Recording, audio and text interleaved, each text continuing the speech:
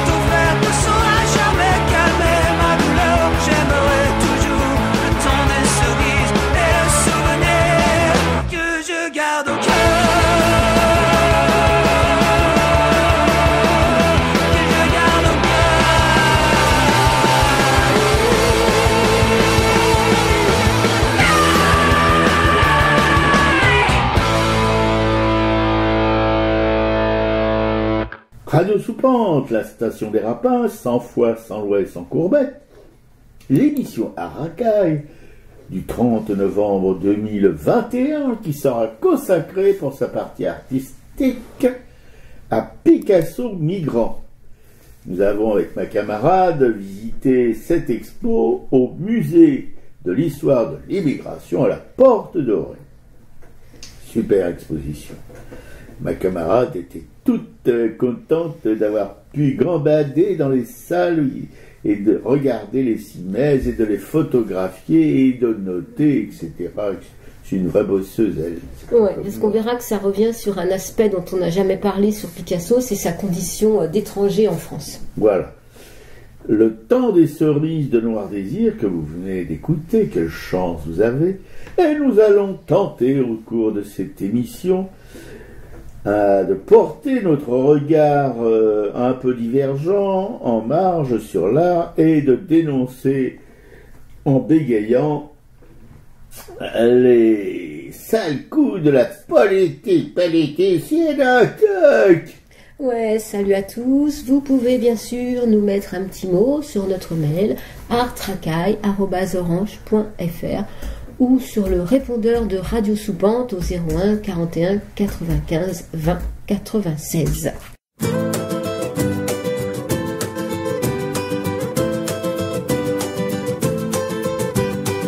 On a trouvé Victor sur le bord du chemin, plus de vie dans le corps et massacré les mains. Veilleur, passeur d'espoir, il écrivait des chansons, touchait à la guitare, Rara était son nom. C'était le 11e jour d'un septembre au Chili, blindés passants qui courent dans la ville ébahie. Les brutes militaires des casernes jaillis, les avions, la poussière et les bombes et les cris. Le peuple uni jamais ne sera vaincu, non. Le peuple uni jamais n'inclinera le front.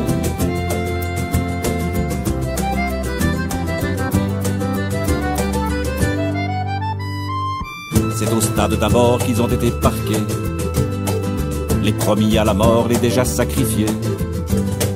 Le chanteur, c'est bien toi, demande un officier.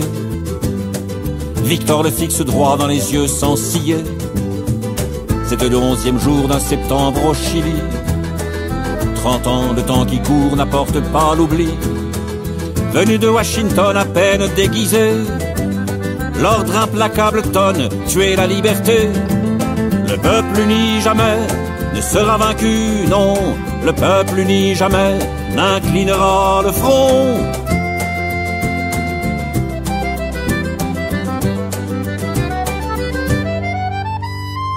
Qui chante le bonheur et la fraternité, celui-là fait-il peur aux barbares casqués? À coups de crosse on a fracassé ses poignets. Joue maintenant, Rara, avant de l'achever. C'était un 11e jour de septembre à Santiago. On l'a dans les faubourgs jeté dans un ruisseau. Et personne depuis n'a demandé pardon pour des années de nuit, pour tous les compagnons. Non, personne là-bas n'a montré de remords. L'honneur on connaît pas dans les états-majors. Le peuple uni jamais ne sera vaincu, non. Le peuple uni jamais n'inclinera le front. Le peuple uni jamais ne sera vaincu, non. Le peuple uni jamais n'inclinera le front.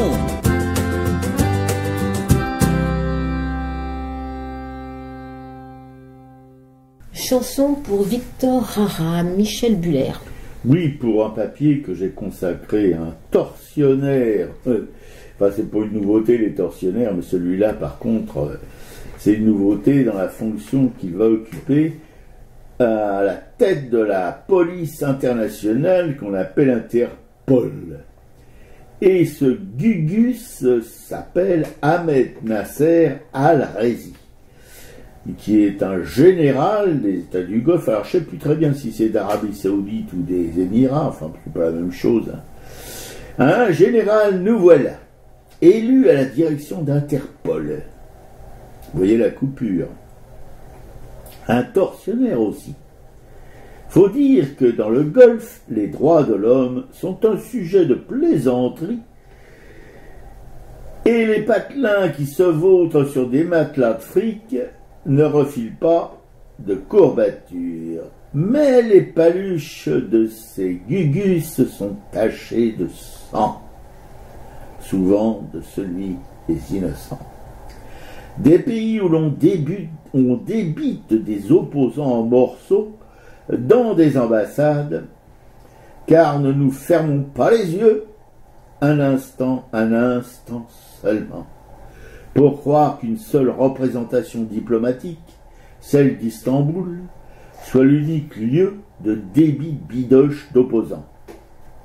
Quand on a du pétrole, on est les rois, et on débite qui on veut, quand on veut et où on veut, sans que les États dits démocratiques ne mouftent trop bruyamment.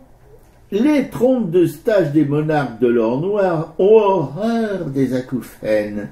Oui, les poteaux, faut tenir compte de ce genre de conneries crades lorsqu'on veut que les automobilistes ne dressent pas de barricades et troublent la paix civile par assèchement des pompes à essence ou du coût élevé du carburant.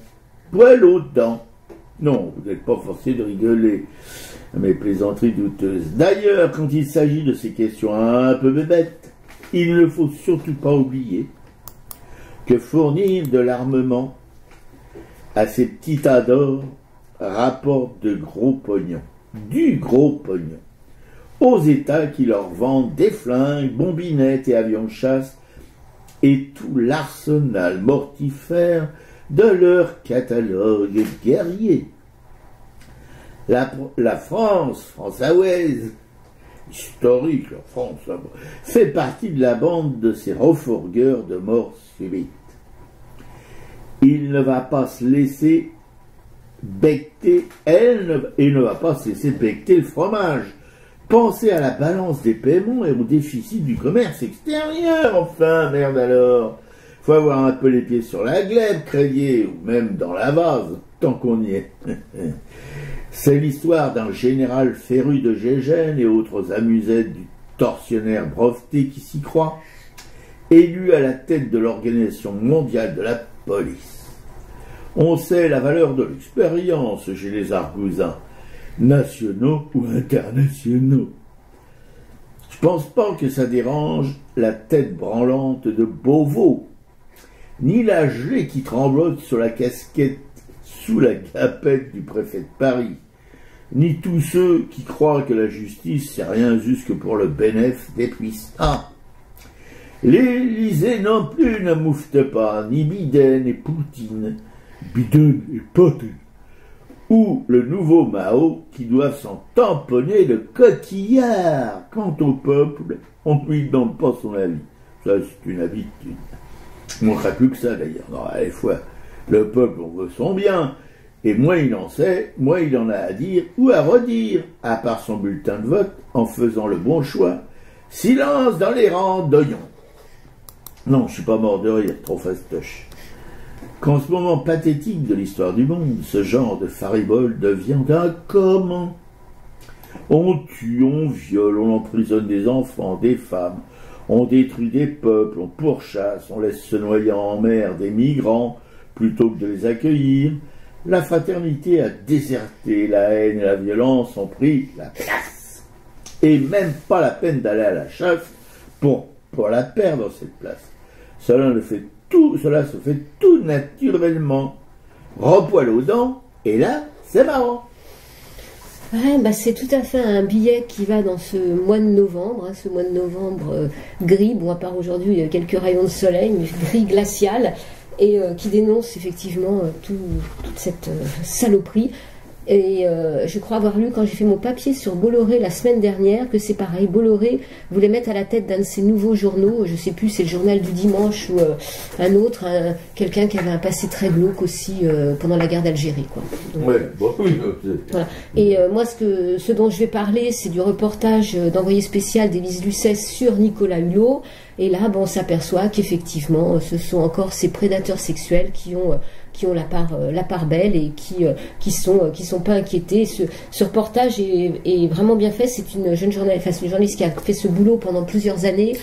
4 ans. Voilà, pendant 4 ans, et vraiment en respectant la parole des femmes, en attendant que les choses soient dites. C'est d'ailleurs les femmes qui témoignent ne se connaissent pas entre elles, donc on peut pas aller dire que oui, elles se sont mises d'accord, hein, parce que ce serait un petit peu facile. Et on voit que justement, ce que dit Lise Lucet dans ce reportage, c'est que là, on touche du doigt la difficulté qu'ont les femmes à prendre la parole quand elles subissent des agressions sexuelles, d'autant que là, dans ce reportage, on voit la première qui témoigne. Elle avait 16 ans au moment des faits, elle était complètement naïve, quoi. Elle se fait inviter sur un plateau télé, raccompagnée par Nicolas Hulot dans une voiture qui va, au bout d'un moment, lui demander une fellation. Elle est complètement perdue. Enfin, parce que d'abord, elle ne sait pas ce que c'est. Mais enfin, quand elle voit la bite d'Hulot, elle a quand même une idée de ce qu'il lui demande, quoi. Ouais, puis elle est en panique, enfin, c'est ça. Et en plus, dans le cas de Hulot, il faut voir que c'est quelqu'un qui est très populaire, qui a une émission sur la nature, c'est cet homme sympathique qui traverse la planète, qui montre des belles choses, donc il est populaire, il a une grande notoriété, donc effectivement, quand elle a 16 ans, cette jeune femme ne peut pas imaginer raconter ce qu'elle a vécu. Elle se dit, mais personne ne va me croire, quoi. Surtout qu'elle est fan d'Hulot, en plus. Elle est fan d'Hulot, voilà. Et le deuxième témoignage, c'est pareil, c'est une jeune femme qui travaille à l'ambassade française de Russie. Nicolas Hulot est coincé, son matériel d'enregistrement est coincé, et donc elle va être obligée, elle va faire en sorte qu'il puisse récupérer son matériel. Et là, c'est pareil, il va s'en suivre une histoire glauque aussi de harcèlement sexuel, quoi. Et panique à bord. Et donc ces femmes vont mettre, oui, des années à parler. Et il y a même d'ailleurs la maman, je crois, de la première témoin là, qui va dire que elle comprenait pas au début pourquoi les jeunes femmes mettaient 30 ans à parler, mais quand il s'agit de sa fille, oui, elle comprend qu'effectivement, dans ces cas-là, c'est très difficile d'avoir le courage de raconter et d'avoir cette volonté d'être cru, parce qu'en plus, si on n'est pas cru, enfin, c'est encore pire que tout, quoi. C'est vraiment se ramasser une deuxième claque dans la figure, quoi. Donc le reportage, ouais, d'Élise Lucet a été énormément regardé. Il y avait déjà eu un journal qui s'appelait Hebdo, qui a pas une grande longévité en fait dans la presse, mais qui avait dénoncé justement tous ces harcèlements sexuels et tous ces plaintes contre Nicolas Hulot. Bon, ce journal après n'a plus paru. Et là, ce qu'on voit dans ce reportage aussi, c'est que Hulot prend les devants, il sait très bien comment marche la com, il a du réseau dans les médias. Donc quand il sait ce que Lise Lucel a vraiment tenu au courant de leur travail, de ce qui allait sortir, lui a demandé d'apporter un avis contradictoire, puisque le journalisme, c'est aussi d'apporter la double parole. Nicolas Hulot n'a pas du tout accepté d'entrevue, et la seule chose qu'elle va passer à l'antenne, c'est un entretien téléphonique qu'ils auront à la fin avant que l'émission soit sur les ondes. Et en fait, lui va se jouer l'homme attaqué, c'est-à-dire que c'est lui la victime, c'est à lui qu'on en veut, lui, sa femme, ses enfants, mais quelle image, enfin voilà, il se victimise immédiatement. Et ce que j'avais commencé à raconter, c'est que quand il y a eu la sortie du magazine Hebdo et là la sortie du reportage, en fait il anticipe ses sorties médiatiques en se faisant inviter sur un plateau télé et en dénigrant justement en niant tout ce qui s'est passé. Alors après, là, il dit qu'il va arrêter sa vie publique et tout ça. Bon, je crois qu'il y a une enquête quand même qui va être ouverte, même s'il y a prescription des faits, parce que c'est ça qui est dramatique. C'est que... Oui, le parquet a ouvert une enquête. Voilà. Mais là, ce qui est intéressant, c'est qu'on voit ces femmes qui témoignent, qui ont encore ça dans leur ventre. Enfin, c'est vraiment... Et ce qu'on se dit, enfin moi ce que je me dis, c'est que bon, on voit ce Hulot qui est là, qui jouit, enfin de sa supériorité, de son aura, mais que quand il y a un Hulot, en fait, il y en a 10 000 derrière. C'est-à-dire que lui, c'est la partie immergée de l'iceberg. C'est-à-dire qu'il n'y a pas de raison que dans le monde de la télé ce soit différent. Enfin, c'est lui dit. Dans le monde littéraire, la télé, dans toutes les ça se passe chez les élites, c'est ceux qui sont censés donner le ton à la République, au siècle, à tout ce que vous voulez, toutes ces conneries. Ouais, alors là, apparemment, après ce reportage, d'autres femmes vont aussi continuer de témoigner. Et d'ailleurs, l'entourage de Hulot connaissait très bien à qui il avait affaire, puisqu'il conseillait aux jeunes femmes d'essayer de ne pas se trouver seules avec Hulot. Ce qu'on disait aussi de Strauss-Kahn, qu'il ne fallait pas prendre l'ascenseur toute seule avec lui. Enfin, on sait que ce sont des prédateurs sexuels, quoi. Ouais, c'est-à-dire des dingos, quoi, en quelque sorte. Moi, j'avoue que j'ai écouté pour une fois, j'ai regardé jusqu'au bout cette émission sur la 5 d'Élise Lucet, et j'ai été complètement dézingué. Quand à la fin de l'émission, je veux dire, j'avais une envie de gerber, mais quelque chose de sérieux. Pourtant, je suis un vieux Crutens, et je devrais.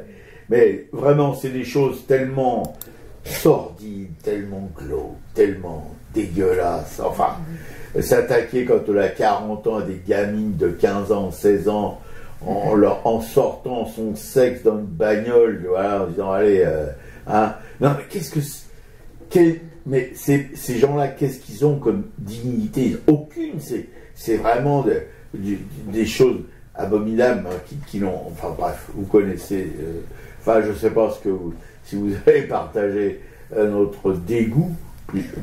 On est au-delà de l'indignation, on est dans le dégoût, on est dans vraiment quelque chose de tellement dégueulasse. Voilà. Et donc ce reportage a été diffusé dans cette semaine, qui est la semaine justement de la dénonciation des violences faites aux femmes. Et sur le plateau, à la fin de l'émission, il y avait une intervenante d'un groupe maintenant qui s'appelle, on connaît toutes, MeToo, hein, tous et toutes. Là, c'est MeToo politique. Et en fait, ce MeToo politique a pour mission de faire que tous les agresseurs sexuels, enfin supposés agresseurs sexuels, qui ont des casseroles derrière eux, des plaintes, n'aient pas leur place aux élections 2022. Donc il y a un gros travail justement à faire en sorte que ces hommes politiques ne puissent pas arriver à être élus, parce que je ne vois pas comment un prédateur sexuel peut être représentant de citoyens. Et on voit qu'actuellement, justement, alors elle travaille plus sur le Parti socialiste, où elle sait qu'elle en connaît, elle a nommé personne, mais il y a déjà quand même des socialistes qui sont visés. Et on sait aussi, par exemple, que ces femmes ont manifesté, du coup, le jeudi soir devant le ministère, devant Place Beauvau, pour redemander à nouveau la démission de Gérald Darmanin, qui est quand même au ministère de l'Intérieur. Donc je ne vois pas comment on peut faire avancer cette cause sur les violences et les agressions faites aux femmes avec un ministre qui est lui-même accusé de viol, quoi, et d'abus de faiblesse. Oui, enfin on est là, c'est quelque chose qui existe depuis belle burette, on en parlait tout à l'heure, quoi. Ça date de 10 000 ans. Parce qu'avant quand même, c'était plutôt les femmes qui étaient aux commandes.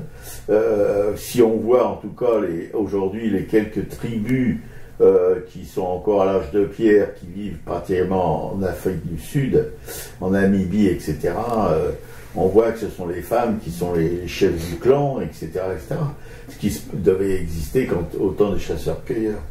Bon, enfin bref, disons qu'il y a un lourd passé de prédation des hommes, ce qu'on devait dire aussi, c'est ma camarade qui devait le dire, mais comme elle a peut-être oublié de le dire, c'est que le viol, c'est une arme de guerre aussi efficace qu'une bombe, parce que quand on viole les femmes, on les détruit.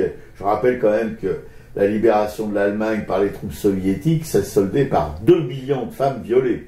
Alors ça, c'est le chiffre officiel, faut voir. Mais quand on dit femme, on dit grand-mère, mère et petite-fille. Hein. C'est tout le monde par les Cosaques du Don, ou je sais pas quoi, enfin bref. Les troupes soviétiques n'étaient pas des enfants de cœur. Bon, ouais, comme toutes les troupes d'ailleurs. Comme toutes les troupes, parce que les Américains et les Français sont pas en reste non plus. Je pense que ce viol systématique des populations est systémique, c'est-à-dire que ça fait partie de l'institution et de la façon dont ces militaires sont aussi formés. Il y a quelque chose qui est qu'on laisse faire. Alors, quand il y a des guerres, effectivement, le viol est l'arme de guerre numéro 1, c'est pas reconnu comme tel, alors que ça devrait complètement l'être. Donc, c'est quand même la première chose qui se passe sur les civils, quoi. Et nous, les Français, le pays des droits de l'homme, du citoyen, la fraternité, l'égalité, tout ce que vous voulez comme blabla, nos dernières expéditions punitives en Algérie, dans les Aurès, etc., où nos valeureux soldats violaient les femmes, etc.